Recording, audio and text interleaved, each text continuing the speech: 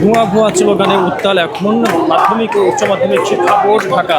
বকশীবাজারে এই রাস্তা এখন শিক্ষার্থীরা বন্ধ করে দিয়েছে এবং এখানে বিপুল সংখ্যক আইন শৃঙ্খলা বাহিনীর সদস্য মোতায়েন করা হয়েছে। পাশাপাশি শিক্ষার্থীরা প্রতিনিয়ত স্লোগান দিচ্ছেন এবং পুলিশের তৎপরতায় তারা বিভিন্ন সময় ভুয়া স্লোগান দিচ্ছে এমনটি দেখা যাচ্ছে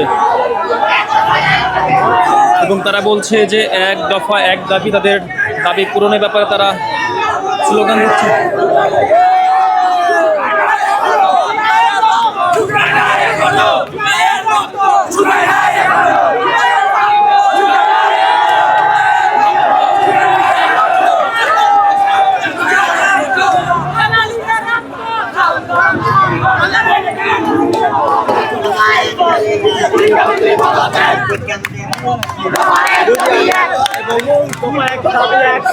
শিক্ষামন্ত্রী পরীক্ষার আগে পুলিশ ছায়া দিব। আপনাদের সাথে কি কথা হয়েছে? দফা এক